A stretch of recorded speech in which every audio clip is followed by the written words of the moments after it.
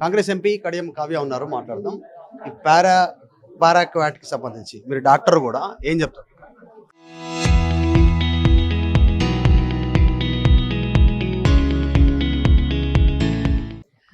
ఇది చాలా dangerous pesticide ఒకటి.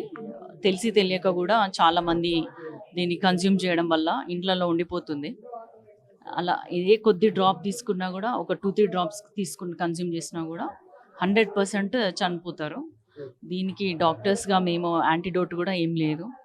సో ఒక్కసారి ఏ పాయిజనింగ్ అయినా సరే వాళ్ళని బతికించే అవకాశం ఉంటుంది, కానీ దీనికి ఆ బతికించే అవకాశం కూడా లేదు. కాబట్టి ఎలాగైనా దీన్ని బ్యాన్ చేయాలనే ఉద్దేశంతో ఐఎంఏ వాళ్ళు ఈరోజు ఒక రౌండ్ టేబుల్ కాన్ఫరెన్స్ని ఏర్పాటు చేయడం జరిగింది. నిజంగా తెలంగాణలో కూడా పేపర్లలో, టీవీలలో వార్తలు చూస్తూ ఉంటాం రెగ్యులర్గా. గడ్డి మందు తాగి రైతు ఆత్మహత్య చేసుకున్నారు అప్పుల కారణంగా, వివిధ కారణాలతో. ఇంత ఈజీగా దొరికేటువంటి పరిస్థితి, దాని మీద బ్యాన్ కానీ కొంచెం రిస్ట్రిక్షన్ కానీ లేదా? అదే రిస్ట్రిక్షన్ కోసమే మేము ప్రయత్నిస్తున్నాము. ఇది ఒక చాప కింద నీళ్ళగా స్లో పాయిజన్ లెక్క సొసైటీలో చాలా డెత్స్కి కారణమవుతుంది. దీనికి ఏమవుతుందంటే యాంటీడోట్ లేదు, విరుగుడు లేదు, ప్లస్ ఈజీగా అవైలబుల్ అవుతుంది. ఈవెన్ అమెజాన్లో కూడా ఉంటుందంట. ఇవే కాకుండా రేట్ తక్కువ, ప్రజలకి ఏదో అంటే పేద రైతులు గడ్డిని కాల్చడానికి అయిపోయినాక దాన్ని వాడడం జరుగుతుంది. మిగిలిపోయింది తీసుకొచ్చి ఇళ్ళల్లో పెట్టుకుంటున్నారు. సో క్షణికావేశంలో ఏదైనా కుప్పంలోనో ఏదో సూసైడ్ చేసుకుందామన్న ఉద్దేశంతో ఉన్న వాళ్ళు కూడా దీన్ని కన్జ్యూమ్ చేసి, తెలిసి తెలియక కూడా కన్జ్యూమ్ చేసి, దీన్ని అంతా అవైలబిలిటీ బంద్ చేయాలి, అసలు బ్యానే చేయాలన్న ఉద్దేశంతో మేము ఈరోజు ఈ మీటింగ్ పెట్టుకోవడం జరిగింది. స్టేట్ లెవెల్లో మన అసెంబ్లీలో ఏమవుతుందంటే ఓన్లీ ఒక 60 days వరకు బ్యాన్ చేసుకోగలము, కానీ మనకి పెస్టిసైడ్స్ యాక్ట్ అనేది ఉంది. దాని ప్రకారము సెంట్రల్ నుంచే ఇది మొత్తం బ్యాన్ అవ్వాలి. రాహుల్ గాంధీ టూర్ పైన చర్చ జరుగుతుంది. ఎట్లా జరిగింది? రాహుల్ గాంధీ నిన్న వికారాబాద్ వచ్చారు, డిసిసి ప్రెసిడెంట్ల మీటింగ్లో పాల్గొన్నారు. బాగానే జరిగింది. ఇదేంటంటే మా డిసిసి ప్రెసిడెంట్స్ అందరికీ కూడా ట్రైనింగ్ ఇవ్వడం జరిగింది.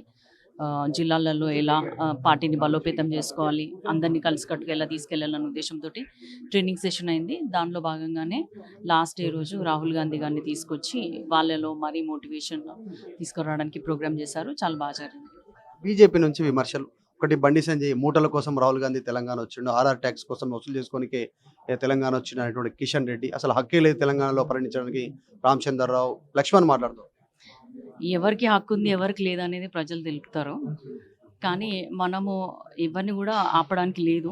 ఎవరైనా ఎక్కడికైనా వచ్చి ఎవరైనా కలవచ్చు, వాళ్ళ అభిప్రాయాలు కూడా చెప్పడానికి ఉంటుంది.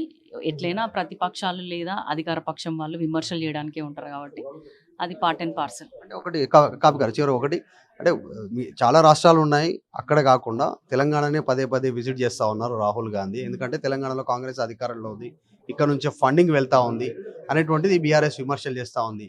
తమిళనాడు, కేరళ ఎన్నికలు ఉన్నాయి, వాటికి కావాల్సిన డబ్బుల కోసమే రాహుల్ గాంధీ ఈరోజు ఇక్కడికి వచ్చారు, అదే జరిగింది ఇక్కడ అనేటువంటి విమర్శ.